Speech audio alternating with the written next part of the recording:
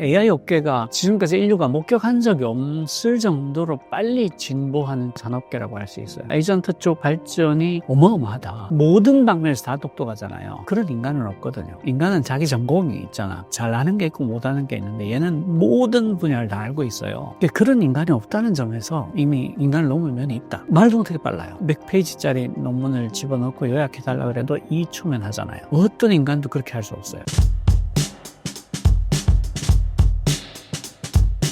저는 박태웅이라고 하고요. 지금 녹서 포럼 의장을 맡고 있습니다. IT 업계에서 아주 오래 일했고요. 요즘은 AI에 관한 책을 쓰고 강의하고 그러면서 지내고 있습니다. 최근 AI 관련 이슈와 기술 발전은 어느 단계에 와 있나요? 요즘 AI 쪽에서 가장 핫하다라고 하면 아마도 에이전트를 들 수 있을 것 같아요. 에이전트라고 하면 내가 할 일을 대신해주는 사람을 에이전트라고 하잖아요. 예를 들어서 한국의 프로야구 선수들이 미국 가면 계약을 스캇 보라스 같은 에이전트가 대신해주잖아요. 대신해서 일해주는 걸 에이전트라고 하는데 AI 업계에서 에이전트라고 하면 나 대신에 소프트웨어를 쓰고 도구를 쓰고 데이터를 활용해서 일을 하게 해주는 거, 일을 해주게 하는 거, 그런 걸 에이전트라고 하거든요. 그러니까 내 PC에 소프트웨어 많이 깔려 있잖아요. 그 AI가 마치 사람인 것처럼 그걸 다 써서 내 PC에 들어와 있는 자료를 이용해서 일을 하게 되면 마치 나한테 부하 팀원들이 여러 명 생긴 것처럼 그런 효과가 나지 않겠어요? 그래서 에이전트가 활용 가치가 엄청 높아지죠. 그래서 요즘 AI 쪽에서 가장 큰 화두는 에이전트다라고 할 수 있고요. 그래서 이제 클로드라는 유명한 AI를 내놓은 회사가 엔트로픽이거든요. 엔트로픽에서 MCP라는 걸 내놨어요. MCP가 모델 컨텍스트 프로토콜이라는 건데 쉽게 말해서 AI가 마치 사람인 것처럼 도구를 쓰거나 데이터를 갖고 올 수 있게 해주는 규약이라고 볼 수 있어요. 그 MCP라는 걸 엔트로픽에서 제안을 했는데 놀랍게도 경쟁사인 오픈 AI가 우리도 그거 쓰겠다. 그렇게 해서 사실상 표준이 됐어요. 구글이 얼마 전에 또 A2A라는 걸 내놨어요. A2A는 뭐냐면 에이전트 투 에이전트예요. 그러니까 각 회사들이 각 AI들이 온갖 에이전트를 내놓을 거 아니에요. 그러면 에이전트끼리는 어떻게 일할 건데 이게 룰이 있어야 되잖아요. 에이전트끼리 이렇게 일을 하면 돼, 이렇게 협업하면 돼 라는 규약을 담은 게 A2A예요. 이것도 되게 놀라운데 구글에서 A2A라는 걸 발표하니까 마이크로소프트가 우리도 그거 쓸게. 그러니까 아주 몇 달 사이에 MCP라는 사실상 표준도 생기고 A2A라는 사실상 표준도 생기고, 그러니까 AI 업계가 지금까지 인류가 목격한 적이 없을 정도로 빨리 진보하는 그런 산업계라고 할 수 있어요. 그러니까 에이전트 쪽 발전이 어마어마하다. 그러니까 MCP라는 게 나온 지가 얼마 안 된 것 같은데 표준이 되고 MCP 서버들이 말도 못하는 속도로 쏟아져 나오고, 그리고 에이전트 투 에이전트는 아직 무익은 개념도 아니거든요. 활발히 활동하는 에이전트가 아직 별로 없단 말이죠. 그런데 벌써 에이전트들끼리 대화를 하거나 협업을 하려면 어떻게 해야 되는데 이렇게 하자, A2A라는 규약을 만들고 이걸 따라가자 그랬더니 구글이 내놨는데 최대의 경쟁자로 갈 수 있는 마이크로소프트가 나도 그거 쓰겠다, 그 정도니까요. 요즘 AI 시장에서 가장 핫한 이슈는 에이전트다. 그래서 AI가 쓸모가 있으려면 마치 부하 직원인 것처럼 되면 좋잖아요. 내 PC에 있는 엑셀이 됐든 파워포인트가 됐든 아니면 DB가 됐든 네가 알아서 가서 써서 내가 원하는 일을 해라, 그렇게 할 수 있는 거죠.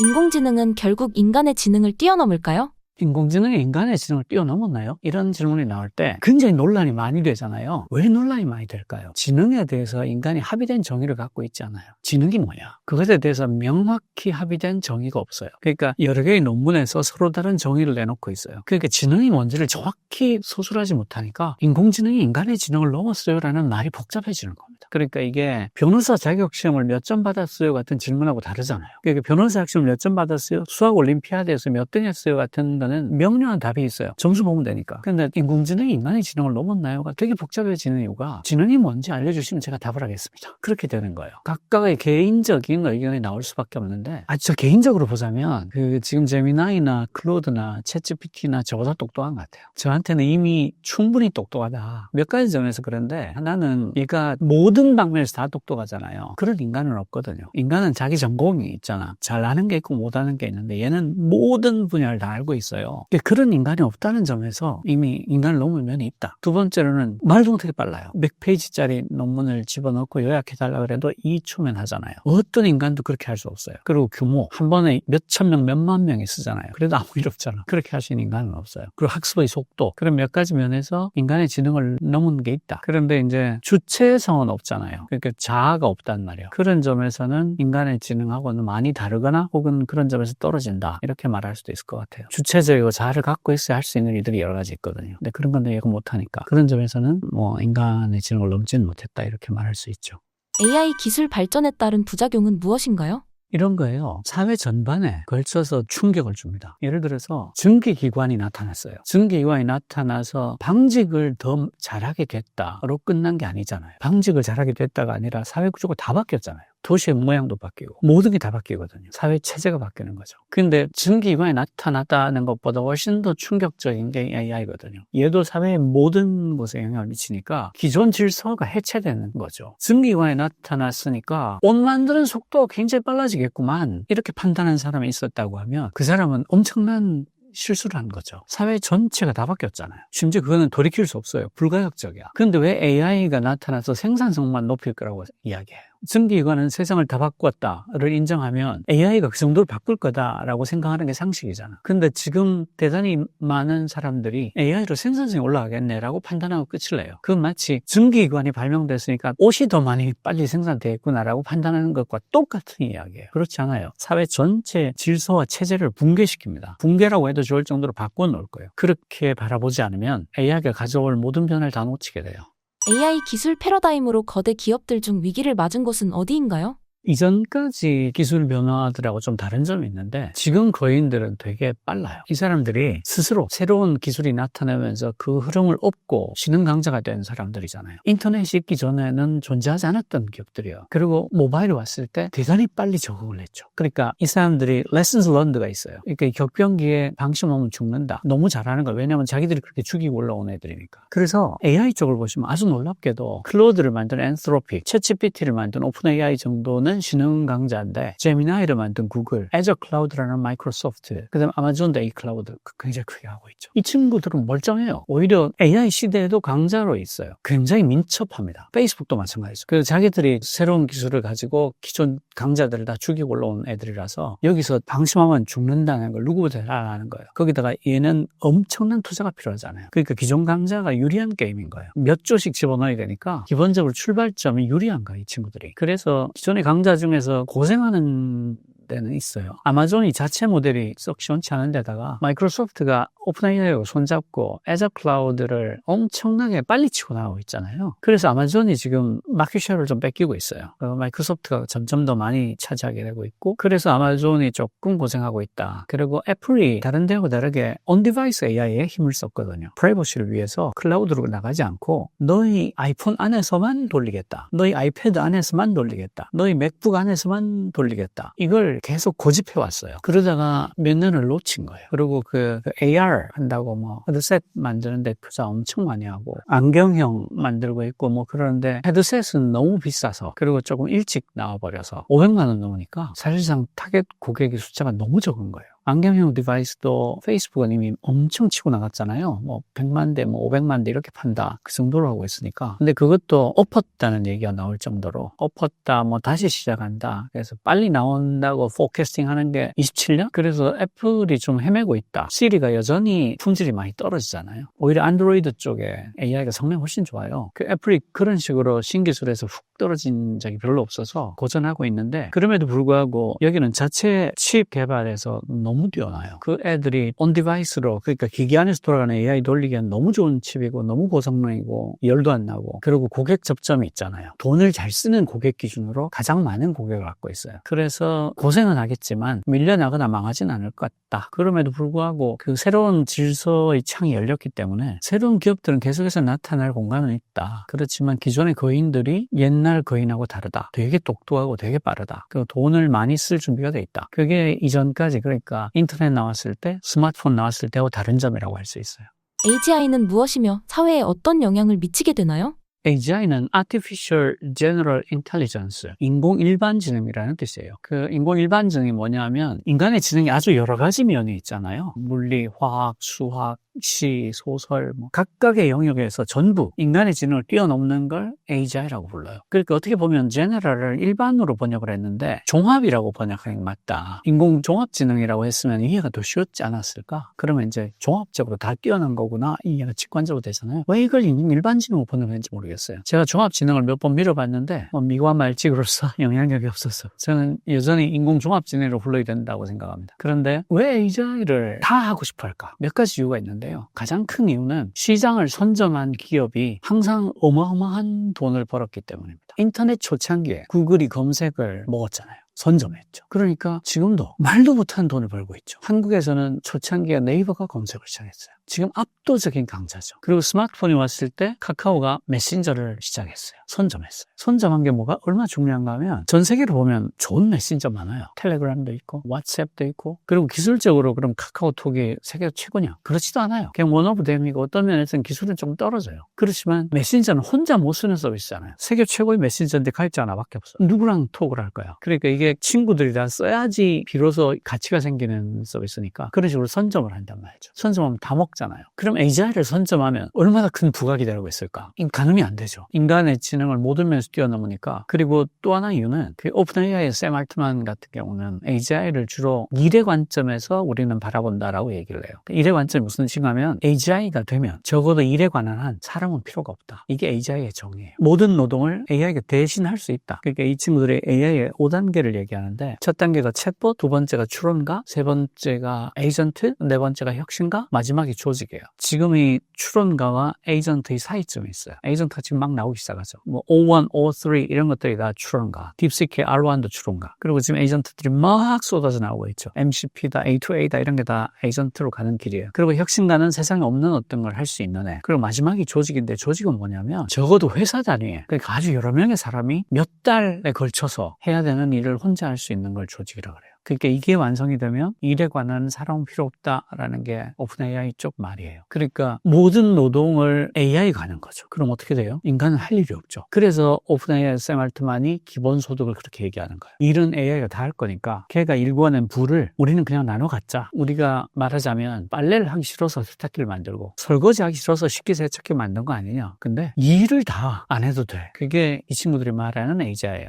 거기를 선점해버리면 세상의 모든 일을 다 먹는 거죠. 그러면 돈을 셀 수가 없을 거예요. 그게 이제 AGI를 하고 싶어하는 가장 큰 이유일 거예요. 사회에 어떤 영향을 미칠 거냐는 상상할 수가 없어요. 일이 다 없어지는데. 그런데 더 놀란 게 뭔지 아세요? AGI가 언제 올 거냐? 샘 알트만, 그 다음 구글의 리더인 데미스 하사비스, 그 다음에 뉴럴 네트워크의 아버지 제프리 힌튼, 이번에 노벨 물리학상 받았죠? 데미스 하사비스 노벨 학상 받고 그 모든 사람들이 2030년 이전에 AGI 올 거라고 얘기해요. 5년 남았어요. 그러니까 인류가 증기기관이 발명된 거를 지금 목격한 거예요. 그런데 이 증기기관이 발전 속도가 100배 빠른 거예요. 그러니까 산업혁명이 100년에 걸쳐서 진행이 됐다면 그게 1년, 2년에 다 진행이 되는 그런 종류의 일이 우리 앞에 펼쳐지고 있는 거예요. 근데 이게 너무 빠르고 또 AI는 스며드는 기술이니까 사람들이 아직 체감을 잘 못해요. 그래서 하다가 당할 것 같아요. AI에게 가장 먼저 추월당할 분야는 무엇인가요? AI에게 추월당할 분야가 어떤 거냐라고 물으려면 AI가 무슨 일을 잘하냐라고 물어야 돼요. 그러니까 AI가 잘하는 일이 인간이 날아갈 일이 되겠죠. AI가 하는 일을 한 문장으로 설명해보라 그러면 AI는 잠재된 패턴을 찾아내는 일을 한다라고 할 수 있어요. 이 이야기가 길어져서 만약에 왜 AI가 잠재된 패턴을 찾아내는 일을 한다고 할 수 있나요? 궁금하시면 박형의 AI 강의 2025라고 아주 훌륭한 책이 있어요. 거기에 아주 자세하게 설명을 했으니까 그걸 보시면 되고요. 어쨌든 AI는 잠재된 패턴을 찾아내는 일이에요. 그러니까 잠재된 패턴이 있는 모든 일이 AI에게 대체될 일이 돼요. 근데 생각을 해보면 사람이 하는 일 중에서 반복되지 않는 일이 있을까요? 없죠. 반복되는 일은 패턴이 있잖아요. 반복된다가 뭐예요? 패턴을 되풀이한다는 뜻이잖아요. 사실은 사람이 하는 모든 일은 결국 AI가 할 수 있는 일이 된다. 장기적으로. 그 장기가 몇 년이나? 2030년. 여기서 장기는 5년입니다. 그러니까 그게 아니고 그럼 지금 당장이라고 말해본다면 잠재된 패턴이 있는 일들 중에서 대표적인 일들이 몇 가지 있어요. 프로그래밍은 인간이 만든 랭귀지잖아요. 그리고 컴퓨터를 가지고 가는데 컴퓨터는 이진법을 쓰잖아요. 0과 1. 0과 1밖에 못 쓰는 애예요. 그러니까 대단히 뚜렷한 규칙과 패턴이 있는 거예요. 거기서 벗어나는 얘는 못하겠다. 그러니까 0, 1이어야 되는데 0.5, 1.3 이렇게 집어넣으면 뱉어내요. 안 받아. 그래서 지금 작년 하반기 기준으로 구글에서 뭐라고 발표했냐면 올해 구글에서 나온 모든 소프트웨어의 4분의 1은 AI가 짰다. 작년에 이미 4분의 1을 AI가 짰다고 할 정도예요. 얼마나 대단한 일이에요. 근데 그게 작년이 기준이니까 올해는 훨씬 더 좋아졌거든요, AI가. 특히 코딩 쪽은 엄청 발전했어요. 올해 말쯤에는 제가 볼 때 최소가 35%일 거예요. 절반을 짰다고 해도 저는 놀라지 않을 것 같아요. 그러니까 프로그래밍 쪽은 이미 최소한 4분의 1 혹은 3분의 1 먹혔다. 프로그래머 일자리가 피부에 와닿게 줄어들었다고 느껴질 거예요. 그리고 법률은 인간이 만든 규칙이잖아요. 인간이 만든 규칙이니까 명백한 패턴이 있죠. 그리고 이거는 규칙적으로 반복되지 않으면 쓸모가 없는 일이에요. 이게 계속 달라지면 사람이 어떻게 살겠어요? 뭐 한국 같은 경우는 너무 많이 달라져서 상대가 누구냐에 따라 무죄가 되고 유죄되고 이러니까 곤란한데, 사실은 그래서 곤란하다고 느끼잖아요. 아주 규칙적으로 반복돼야 되는데 상대가 누군가에 따라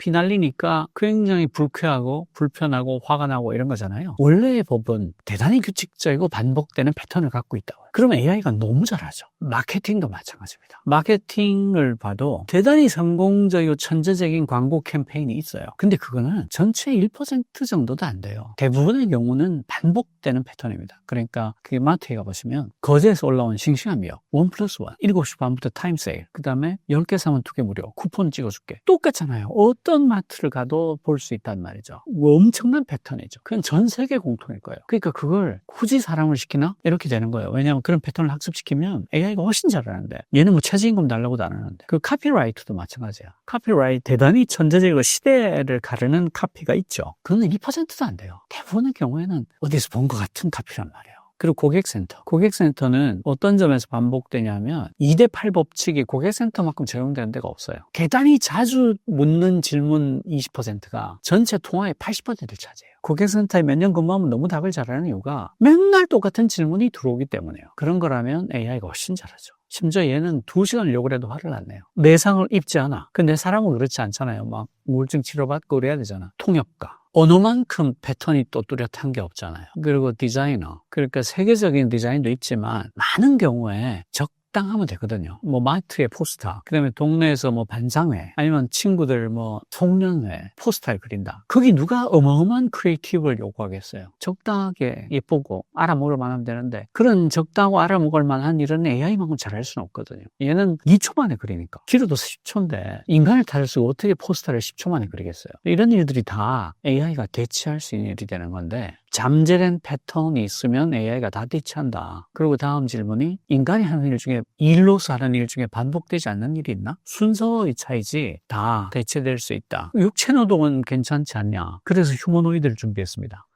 그런 거예요.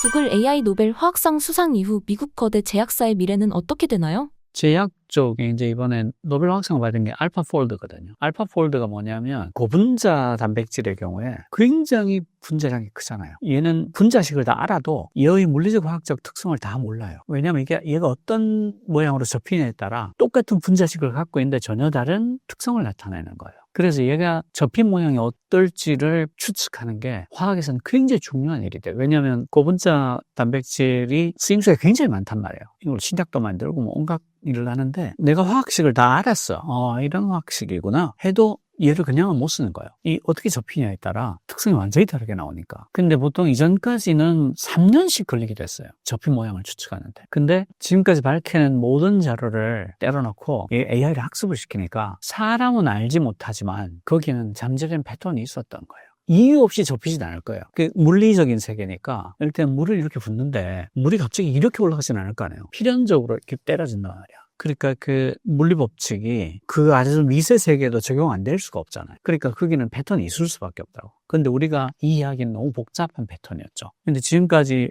우리가 밝혀낸 확인된 접힌 모양을 다 때려넣고 학습을 시킨 거예요. 그랬더니 알파폴더가 지금까지 알려지지 않았던 그 단백질 접힘을 거의 다 예측을 해버린 거예요. 그래서 그 네미사사비스가 어딘가에 상을 받으러 가서 연설을 하는데, 내가 그 석사급 이상 연구원들의 연구 시간을 10억 시간을 줄여줬다. 이렇게 스피치를 해요. 그러니까 엄청나게 그 개발 시간이 짧아질 수 있는 거예요. 그리고 어지간한 거는 또 AI로 시뮬레이션을 해볼 수 있어요. 그 우리가 코로나 때 백신, 그 RNA 백신이라고 하잖아요. 걔를 그렇게 짧은 시간에 내놓을 수 있었던 이유가 시뮬레이션을 해본 거예요. 그 있을 수 있는 일들을 그렇게 해서 원래 3년씩 걸리는 임상 기간을 확 줄여준 거예요. 그러니까 그 각국 정부가 어지간히 확인했으니까 나머지 리스크는 감당할 만하다. 그러니까 왜냐하면 코로나로 너무 많이 죽으니까 산수로만 따지면 코로나로 죽는 것보다 적게 죽기만 하면 되잖아. 사실은 그러면 안 되지만 근데 이게 압도적으로 훨씬 적게 죽는다는 건 확인했으니까 3년의 임상을 안 하고도 그래서 들어간 거죠. 근데 사실은 부작용이 있긴 있더라 하고 확인을 해서 그 끝나고 아마 2개인가가 취소됐을 거예요.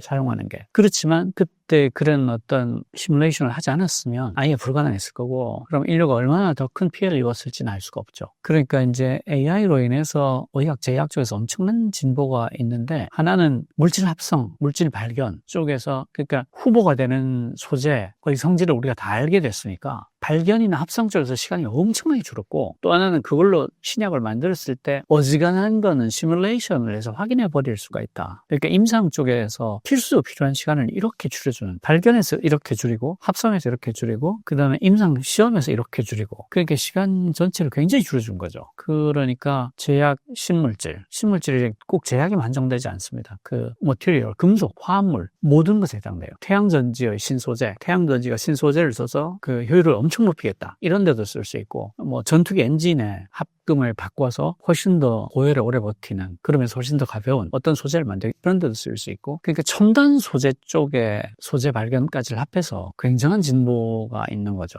속도와 시간 자원을 어마어마하게 줄일 수 있다. 그리고 그런 게 이제 AI를 가진 쪽과 안 가진 쪽의 갭을 이렇게 벌려놓는 걸로 작용하게 될 거다. AI 시대에 인간이 키워야 할 능력은 무엇인가요? 어떻게 보면 답이 더 이상 중요하지 않은 시간이 됐다. 그러니까 AI가 어지간한 걸 다 알고 있어요. 다 갖고 있죠. 정말 중요한 것은 질문하는 법. 나는 얼마나 훌륭한 질문을 할 수 있는가? 나는 얼마나 통찰이 있는 질문을 할 수 있는가? 나는 얼마나 남들이 하지 못하는 질문을 할 수 있는가? 그게 훨씬 더 중요한 시간이 됐다라고 생각하고요. 그래서 저는 교양의 시대가 다시 온다라고 생각합니다. 그래서 어느 때보다도 독서가 중요하고 풍부한 교양이 중요해졌다. 왜냐하면 그 AI에 대해서 갖고 있는 오해들이 있는데 AI를 검색 서비스랑 구분하지 못해요. 검색 서비스는 한번 잘 묻는 게 굉장히 중요합니다. 관련성이 아주 높은 키워드를 내가 잘 찾아서 딱 물어야 돼요. 그러면 관련도가 높은 웹사이트를 찾아주죠. 거기서 내가 답을 구해요. 그런데 AI는 한번 묻고 마는 게 아니에요. 이해하고 핵심은 대화와 토론이에요. 그러니까 이야기를 주고받으면서 점점 더 본질에 접근해 가는 거죠. 그러려면 얘가 하는 답을 내가 이해를 해야 돼요. 하기도 모르겠어. 더 끔찍한 건 궁금한 게 없어. 그러니까 딱 입구에서 길을 잃는 거죠. 뭘 물어야 될지 모르겠다. 그리고 어떤 문제를 풀어야 되는데 내가 어떤 해결할 문제가 있는데 이 문제를 해결하는데 얘 도움을 받아야 돼. 해줘! 이럴 수는 없잖아. 그러니까 아주 훌륭한 질문들하고 토론을 해가야 되는데 그 대화하고 토론하는 전 과정에 베이스로 교양이 깔린다는 거예요. 얘가 하는 말을 어지간히 알아듣고 연관 지식들을 내가 아는 게 있어서 그러면 이렇게도 물어보고 저렇게도 물어봐야 되겠네? 그래서 이 질문을 던지고 저 질문을 던지고 그 나오는 답을 보고 이거 정말 훌륭한데 네가 말한 것 중에 이건 어떤 뜻인가 저건 어떤 뜻인가 그렇다면 이렇게 되나 그렇다면 저렇게 되나 그렇다면 이렇게 되나 그렇다면 저렇게 되나를 물으려면 교양이 있어요. 그래서 답은 AI가 내줄 거니까 사람은 정말 훌륭하게 물을 수 있어야죠. 그래서 전에보다 훨씬 더 풍부한 지식이 요구된다.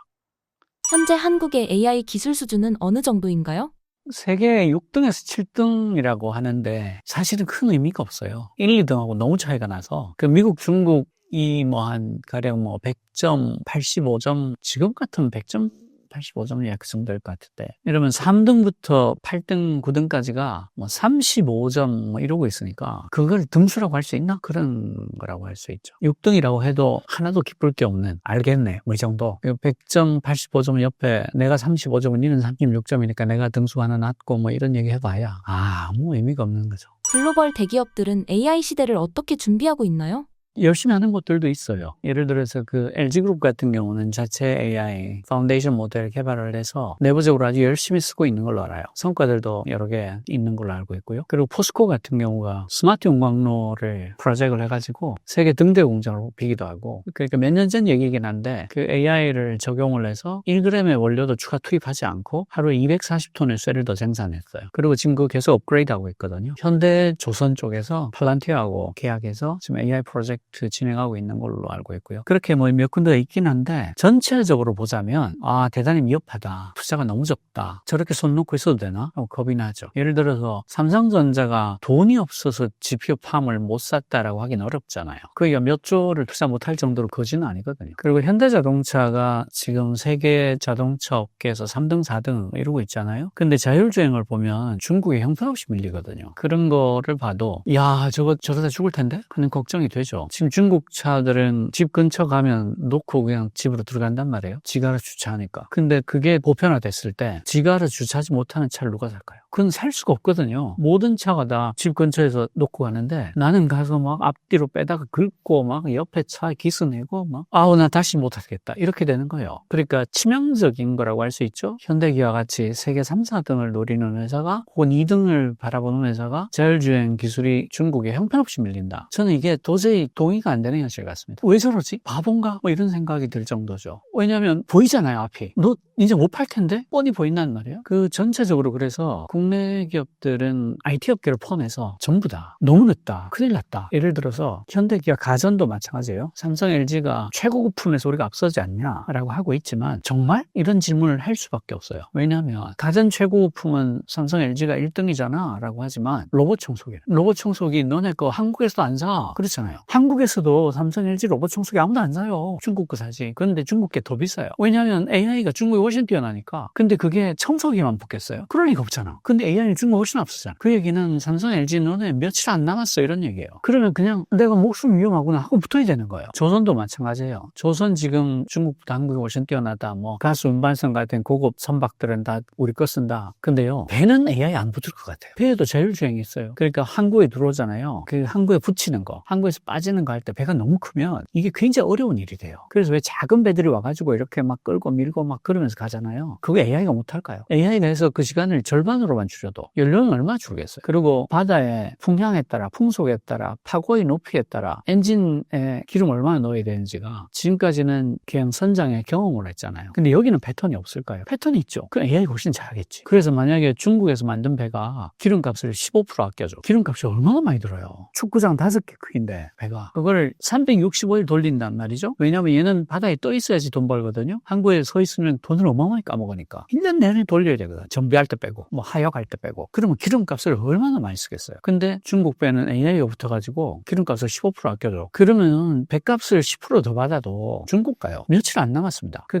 한국의 기업들이 저는 전부 다 생명의 위협을 느껴야 된다라고 생각해요. 왜냐하면 AI가 다 붙는데 그 AI는 중국계 훨씬 뛰어나니까. 그래서 정말 위험한 순간이 지금이다. 며칠 안 남았다. 저는 길게 봐줘도 남은 시간이 3년쯤 아닐까라고 생각해요. 한국이 미국과 중국을 따라잡을 수 있는 AI 기술 분야와 방법이 있나요?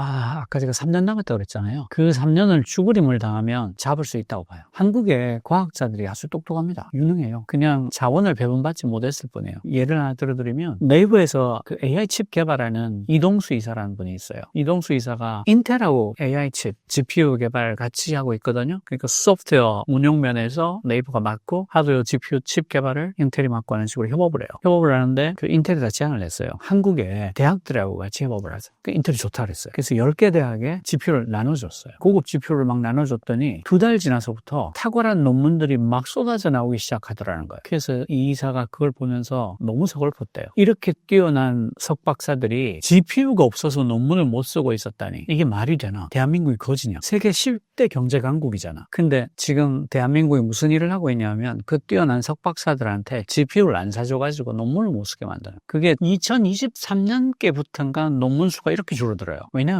그 전까지는 연구소 수준에서 뭔가를 써볼 수 있었는데 이제는 GPU가 없으면 못 쓰게 되는 거예요. 이게 AI가 이렇게 발전하니까. 그래서 2023년인가부터 한국의 고급 술지의 논문 게재하는 숫자가 이렇게 떨어집니다. 그러니까 저는 한국 정부가 얼마나 나쁜 짓을 했나. 도대체 세계 10위의 경제 강국이 돈이 없어서 석박사들 GPU를 안 사준다가 말이 되냐. 정말 밥을 팔아서 죽 사먹을 사람들이에요. 너무 한심한 거예요. 그러니까 지금 다행스럽게도 뭐 여야 뭐 정당을 가리지 않고 다 100조 정도씩 지금 투자하겠다고 하잖아요. 너무 다행인데 그게 끝이 아니에요. 어떻게 투자할 건데? 어떻게 개발할 건데? GPU 팜은 어떻게 구성해야 되는데? 디테일이 악마가 숨어있다고 그러잖아요. 그 디테일을 제대로 채우지 못하면 백조를 날릴 거예요. 그러니까 전문가들이 계획을 아주 제대로 세워서 정말 10원 더투로 쓰지 않게, 그리고 한국에 있는 정말 뛰어난 인재들이 모여서 정말 개발만 할 수 있게. 그러니까 뭐 네가 돈을 어디 얼마 쓰는지를 영수증을 가지고 풀칠을 해서 제출해라. 그리고 너 이거 왜 썼니? 뭐 이 돈은 뭐니? 이러고 시비 걸지 말고, 지 돈 나이잖아. 다 세금인데 지 돈인 것처럼 그냥 내가 정말 풀로 지원해 줄 텐데 무엇을 어떻게 주면 되냐 하고 전문가한테 물어보는 거예요. 그렇게 해서 디테일을 전문가들이 설계를 하게 해줘야 돼. 공무원들이 이 디테일을 설계하는 순간 백조 날아가요. 정말 엉뚱하게 쓰이고 너무 관료적이어서 거기 뛰어들었던 핵심 개발자들이 질려서 다 구글 가버리고 페이스북 가버리고 애플 가버리고 그럼 끝이에요. 근데 그럴 가능성이 저는 50%쯤 된다고 봐요. 관료적으로 질리게 만드는 만 가지 방법이 있어요. 그래서 악마는 디테일이 있다. 그걸 정말 잘 알아서 제대로 계획 세워서 백조를 과학자들이 처음부터 끝까지 제대로 설계를 해서 잘한다면 3년이라는 시간 안에 충분히 따라잡을 수 있다. 그리고 그게 그냥 하면 되는 게 아니라 산, 학, 연, 정이 협업을 해서 생태계를 만들어서 해야 돼. 그래서 전부 다 협업을 해야 되고, 그리고 우리나라 제조업들이 남동해안에 엄청 많아요. 여수 산단부터 시작해서 저 불경, 마창까지, 거제 뭐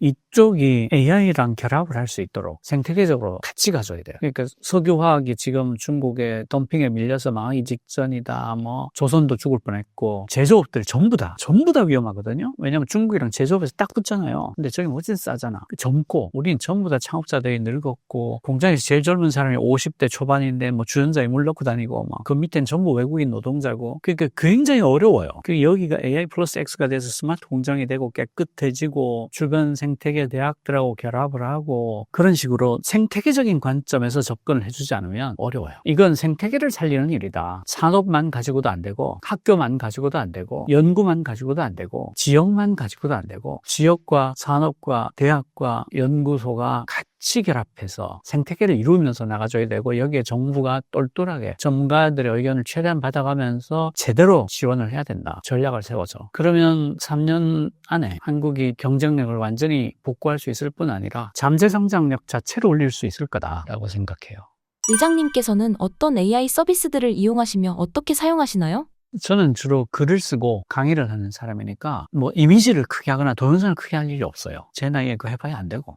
그래서 제가 이제 쓰는 거는 챗GPT, 제미나이, 구글의 제미나이, 그다음에 엔트로픽의 클로드 세 개를 주로 써요. 셋 다 유료로 쓰는데 얼마 전까지만 해도 클로드가 제일 낫어요. 그런데 챗GPT가 O1이라는 추론 모델을 내놓고 웹 검색을 갖다 붙이고 그러면서 클로드도 훨씬 나아진 거예요. 클로드는 웹 검색을 하지 못한다는 게 굉장한 단점이었어요. 그리고 제미나이가 엄청나게 따라왔어요. 그 클로드가 제일 낫다가 챗GPT의 최신 버전이 1등을 먹고 있다가 최근에는 구글 제미나이가 서서히 저력을 드러내는 느낌이에요. 아, 얘가 제일 낫나? 뭐 그런 느낌. 그리고 클로드는 B2B로 많이 무게중심을 두는 느낌이 있어요. 그러니까 기업용에 훨씬 더 무게중심을 실어요. 그러니까 그건 바로 동의되니까. 그래서 개인들을 조금 홀대를 하는데 이런 느낌이 약간 있어요. 그렇지만 무시할 수 없는 애죠. 여전히 성능이 뛰어나요. 요즘 그래서 제미나이, 챗GPT, 클로드 순으로 쓰는 것 같아요. 그 외에 이제 그 유튜브 동영상 요약해주는 릴리닷AI나 아니면 그 퍼플렉시티, 그 둘을 아주 가끔 보조로 쓰고요. 챗GPT하고 제미나이가 검색이 베이스 기능으로 들어오면서 퍼플렉시티가 되게 애매해진 느낌이 있어요. 그래서 저는 퍼플렉시티가 계속 살아남을 수 있을까에 대해서 약간 그런 우려가 있어요.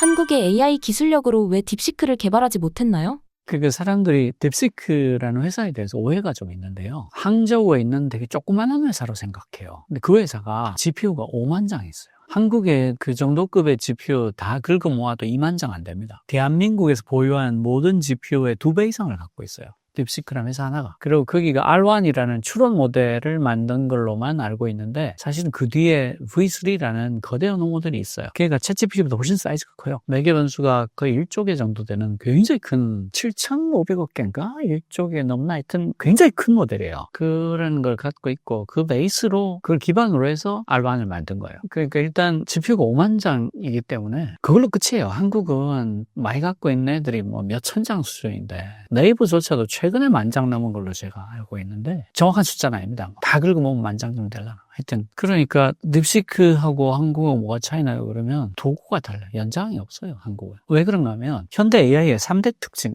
있는데 그중에 가장 큰 특징이 규모의 법칙이에요. 로우 스케일이라는 건데 컴퓨팅 파워를 많이 집어넣을수록 학습 데이터를 많이 넣을수록 모델의 크기를 크게 잡을수록 일관되게 성능이 좋아져요. 이렇게 올라가요. 그러니까 지금 막 거대 AI 회사들이 계속해서 투자를 하고 계속 GPU를 사들인 이유가 규모의 법칙 때문이에요. 컴퓨팅 파워를 많이 집어넣을수록 학습 데이터를 많이 때려 넣을수록 매개 변수를 크게 잡을수록 일관되게 성능이 좋아지니까 그래서 그렇게 GPU를 산 전쟁이 벌어지고 엔비디아가 돈을 그렇게 버는 거예요. 지금 주문해도 1년 뒤에 받잖아요. 그 이유가 규모의 법칙 때문에. 그러니까 한국은 일본에서 탈락이잖아요. 컴퓨팅 파워를 많이 집어넣을 수 있어. 탈락. 저리가. 너 몇 장 갖고 왔다고? 저쪽에서 건물 돌아가면 거기 줄 있으니까 거기 서 있어. 시간 되면 부를게. 안 부르는 거죠. 건물을 한 9개를 돌아서 쭉 돌아가면 저쪽 구석에 서 있으니까 일단 경쟁에 낄 수 없어요. 딥시크 하나가 5만 장을 갖고 있는데 연장이 없잖아요. 탈락이에요. 그래서 안 되는 거예요.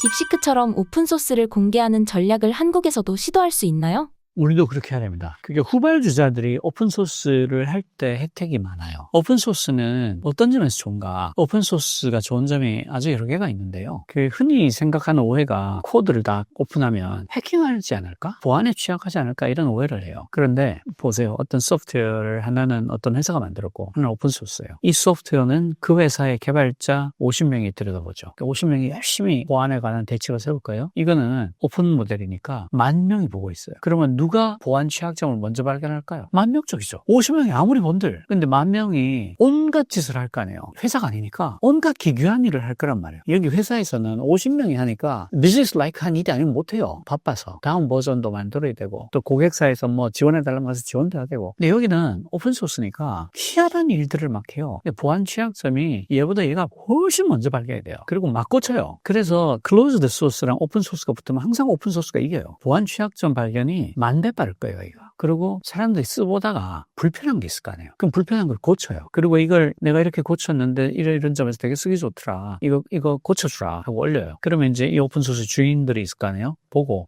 맞네, 이게 낫네 하고 붙여요. 그게 10,000군데서 온다고 생각해봐요. 이건 지가 써보고 그 필요가 있어서 붙인 거잖아요. 그게 10,000군데서 오잖아. 그러니까 얘가 훨씬 더 쓸모가 있는 거예요. 얘보다. 그리고 더 좋은 점은 뒤에서 따라가잖아요. 뒤에서 따라가니까 나 혼자 따라가는 것보다 10,000명이 같이 따라가는 게 훨씬 낫죠. 오픈 AI가 가령 세계 최고의 개발자 300명이 붙어있다. 내가 지금 따라가야 된다. 그럼 대한민국의 최고의 AI 과학자들을 모았어. 연합군을 만들어서 대한민국이 같이 쓸 수 있는 파운데이션 모델을 만들어보자. 그래서 1년 만에 돌렸어. 정부에서 GPU를 막 30,000장을 공짜로 써라. 세금으로 지원해줄게. 붙어서 만들었어. 그걸 오픈소스 내놓는 거예요. 근데 그냥 내놓는 게 아니고 자기 나라 AI를 못 가진 나라들 있잖아요. 동남아, 중동 이런 쪽. 거기가 왜 한국하고 손잡으면 좋은가 하면 미국, 중국은 두려워요. 의심스럽잖아. 그 중국이 무슨 짓을 할지 모르겠잖아. 이걸 가지고 정신을 차려보니까 우리나라 산업을 중국 AI가 다 먹었네. 정신을 차려보니까 미국 AI가 다 먹었네. 결국 마이크로소프트 돈 벌어준 일만 해? 구글이 다 먹었잖아. 이런 걱정을 주는 나라들이에요. 너무 큰 거야. 그리고 제국주의적인 경험이 있고 제국이었죠.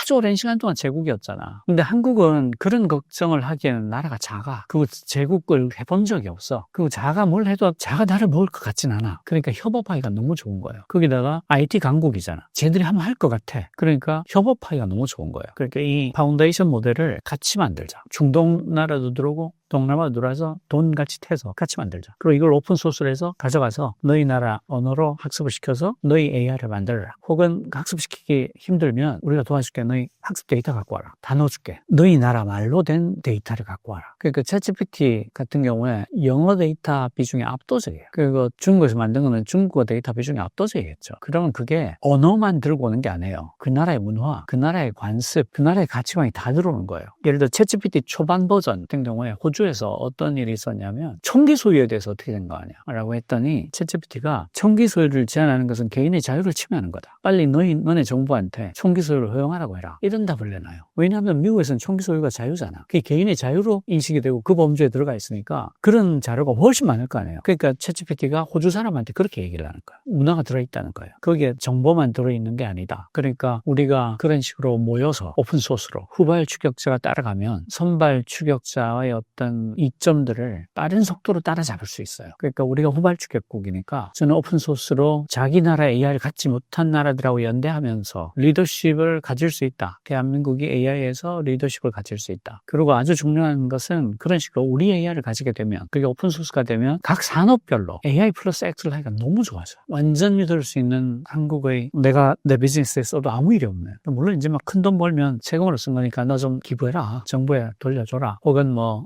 벤처에 투자해라, 뭐 이래서 조건 낼 수는 있겠죠. 그렇게 하면 산업들이 AI 플러스 X로 경쟁력을 회복하고 캐치업하고 효율 높이고 경쟁력 높여서 제조 강국으로서, 그러니까 이런 건 뭐냐면 미국은 못해요. AI가 압도적으로 뛰어난데 왜 못하냐? 제조업이 없어요. 어디다 붙일 거야? 이거는 한국만 할 수 있어요. 그 제조업의 밸류 체인을 자기 나라 영토 안에 처음부터 끝까지 다 갖고 있는 나라가 전 세계에 2개가 있어요. 중국과 한국이에요. 그래서 중국하고 모든 면에서 싸우는 거예요. 다시 말해서 우리가 AI 플러스 X를 성공하게 된다면 다시 한번 세계적인 제조 강국이 될 수 있다는 거예요. 왜냐하면 딴 데는 AI 플러스 X에서 X가 없어. 우리는 AI 플러스 X에서 AI가 없고. 근데 둘 중에 하나, 어떤 걸 가지는 게 더 어렵냐면 X를 가지는 게 훨씬 어려워요. 제조의 가치사슬을 전체 밸류체인을 다 가지는 게 쉬우면 왜 안 가지겠어, 딴 나라들이. 그게 너무 어려운 거예요. 그래서 중국, 한국밖에 없는 거예요. 그러니까 AI 플러스 X를 하면 놀라운 일이 생기는데 어느 게 더 어렵냐? X가 훨씬 어려워요. AI는 상대적으로 쉽다고. 그러니까 여기에다가 50조가 됐든 100조가 됐든 때려 넣어가지고 확보를 하면 AI 플러스 X는 할 수 있는 게 중국, 한국이니까, 물론 독일도 있고 일본도 있죠. 그렇지만 한국이 더 유리하다는 말이에요. 완전히 다 갖고 있으니까. 한미중 AI 정책의 차이는 무엇이며 한국의 AI 발전 방향은 어떻게 되나요? 몇 가지 점에서 중국이 되게 유리해요. 일단 중국은 정부가 바뀌지 않잖아요. 그래서 보통 계획을 10년, 15년, 20년씩 세워요. 그러면 그냥 그걸 해요. 그게 뭐 제조 2025. 그러면 진짜 2025년에 그게 이루어져요. 10년, 20년 동안. 그 천인 계획이라는 게 있어요. 천인 계획은 각 분야에 가장 뛰어난 과학자 1000분을 모셔오자. 그걸 만인 계획을 올렸어요. 그래서 중국이 그래서 세계적인 석학들을 막 데려가고 있어요. 우리나라에서도 여러 명 갔어요. 천인 계획 레터 받은 사람이 생각보다 많아요. 그게 1000명 데리고 올라면 한 10,000명한테 레터를 줘야 될 거 아니에요. 한국에도 AI 쪽에 제가 아는 사람이 여러 명이 받았어요. 그리고 일관성이 있고요. 그리고 그 정부의 주요 관료들이 다 이과입니다. 과학을 알아요. 기술을 이해합니다. 우리는 전부 다 문과잖아요. 몰라요. 그냥 자기가 모르는 일을 하려니 얼마나 힘들겠어요. 거기다가 정말 짧아요. 우리나라 공무원의 가장 큰 문제점 중에 하나가 순환보직이에요. 1.1년이면 바뀌어요. 무슨 일을 하겠어요? 못합니다. 예. 저는 순환보직이 한국의 공무원들의 실력을 떨어뜨리는 가장 치명적인 제도라고 생각합니다. 다 어렴풋이 아는 사람이에요. 전문성 갖기가 너무 어렵습니다. 물론 그 중에도 뛰어난 공무원들은 많죠. 그런데 저는 구조를 얘기하는 겁니다. 구조적으로 전문성을 가질 수 없게 만들고 있다. 그러니까 그 중에 일부가 개인적으로 정말 노력을 해서 내가 전문가인데 무슨 소리를 할 수는 있지만, 제가 말씀드리는 건 구조예요. 개인적으로 노력한 사람이 어디나 있죠. 그 말을 하는 게 아니라. 그러니까 이런 쪽에서 전략적인 어떤 행보를 할 때 한국이 치명적으로 밀릴 수밖에 없어요. 공무원들은 1.1년마다 순환보직을 하지, 정권은 5년마다 바뀌지, 투자는 됐다 안 됐다 하지. 그러니까 일관성이 없는 거예요. 예측 가능하지 않아요. 전임 정부와 투자했던 모든 것을 지워버리고 새로 시작하니까. 거기다가 담당 공무원은 1년만 지나면 없어. 그러니까 공무원들이 어떤 유혹을 느낄 수밖에 없냐면 보도자료에 아주 화려하게 쓸 수 있는 어떤 걸 원해요. 왜냐하면 이건 내가 책임질 일이 아니야. 나는 최대한 화려하게 신문에 크게 나게 발표만 하면 돼. 왜냐하면 1.3년 지나면 난 딴 데가 있을 거니까. 그럼 후임자는 책임지지 안 져요. 후임자는 이거 앞에 사람이 똥을 싸놓고 가지고 내가 이거 설거지하는 거 왜 먹었다 하면 되는 거예요. 앞 사람은 내가 그걸 마무리하지 못하고 떠났으면 의무합니다 이렇게 얘기하고. 그러니까 아무도 책임을 안 져요. 그게 한국의 프로젝트들이 다 용두사미로 끝나고 너무나 화려한 보도자료용으로 쓰이는 이유가 그거예요. 무책임한 구조가 만들어져 있는 거예요. 미국 같은 경우는 민간이 너무 뛰어나잖아요. 그리고 미국은 고등교육이 세계 최고의 나라예요. 그러니까 이 엘리트의 나라예요. 그래서 민간 자원이 너무 많고 그 엘리트가 너무 똑똑하고, 그리고 가장 결정적 차이가 어떤 전략을 세울 때 민간 엘리트들하고 같이 손잡고 세워요. 위원회를 만들잖아요. 그 장은 반드시 민간인이 맡습니다. 민간인 전문가를 맡겨요. 그리고 그 위원회에 들어갈 전문가들을 의회에서 뽑습니다. 우리는 행정부에서 뽑잖아요. 미국은 의회에서 뽑아요. 의회에서 여야가 합의해서 뽑습니다. 그래서 미국은 정권이 바뀌어도 이 위원회는 그냥 가는 거예요. 왜냐하면 민주당, 공화당이 합의해서 위원을 뽑았으니까. 이 위원회는 정말 필요해요를 결정하는 것도 의회에서 할 때가 많아요. 그리고 행정부에서 하더라도 의회에다 넘길 때가 많고. 그래서 민주당, 공화당이 합의해서 전문가를 뽑고 그분들이 위원회를 구성을 하고, 장은 반드시 민간인 전문가가 맡고 그 리포트는 의회에 제출해요. 그러니까 오바마가 수립한 계획을 트럼프가 이행을 하고, 트럼프가 수립한 계획을 바이든이 이행하고 하는 일이 가능한 거예요. 그러니까 중국이든 미국이든 정책 일관성, 전략의 깊이가 담보가 될 수 있는 겁니다. 근데 한국은 자원도 적죠. 출발도 늦었죠. GPU도 없죠. 근데 담당 공무원은 1년 3개월이면 다 바뀌고 계속 바뀌고, 정권은 5년 혹은 느닷없이 3년, R&D 예산은 갑자기 13% 줄이고, 그리고 전 정부에서 했던 프로젝트니까 미안한데 빨리 끝내자 이러고 3년 계약을 하고 시작한 프로젝트인데 1년 반 만에 끝내버리고, 그러니까 예측할 수도 없고 일관성도 없고 미래 비전도 없고 전략도 없어요. 그러니까 이까지 온 게 너무 신기한 거야. 어떻게 안 망했지? 그럴 수준인 거예요. 그러니까 다음 정부에서 정말 해야 될 일이 있다면 전략이 예측 가능해야 된다. 일관성이 있어야 된다. 기업을 갖고 해야 된다. 반드시 전문적인 일은 전문가가 결정하게 해야 된다. 신사임당 구독자분들께 한 말씀 해주신다면요? 제가 생각할 때는 저희가 지금 3년 정도 남지 않은 것 같아요. 그래서 시민들이 큰일 났다, 이건 제대로 해야 된다. 우리가 왜 예전에 세계 최고의 우등생이었을 때가 있어요. 후발 추격국 중에서 가장 빠른 속도로 달리던 팀이었잖아요. 아마 나이 드신 분들은 이 말이 되게 귀에 익으실 텐데, 경제개발 5개년 계획 이런 말 들어보신 적 있을 거예요. 사실은 지금 중국에서 세우고 있는 모든 정책들이요, 한국의 그 경제개발 5개월 계획을 벤치마킹한 겁니다. 그걸 보고 너무 좋아서 자기들이 하는데, 이 친구들은 나라도 크고 하니까 10개년, 15개년, 20개년 이렇게 하는 거죠. 전략을 갖고 전문가에게 일을 맡기고 제대로 신뢰하고 지원하는 겁니다. 우리가 그렇게 하지 않으면 정말 위험하다. 시민들이 깨어있어서 감시하고 제대로 쓰라고 하고 전략을 가지라고 하고 전문가들이 하라고 하고 관료들이 무책임하게 하는 모든 것을 못하게 하고, 그렇게 하지 않으면 한국 산업은 3년 안에 중국에 다 먹힐 겁니다. AI가 모든 산업에 결합할 거거든요. 그래서 가전은 로봇 청소기를 못 만들어서 망하고, 자동차는 자율주행을 중국에 못 따라잡아서 망하고, 조선은 AI 선박을 못 만들어서 망하고, 다 망할 거예요. 3년 밖에 안 남았습니다. 제대로 해서 과거의 영광을 되찾고 세계 최고의 제조 강국으로 다시 태어납시다.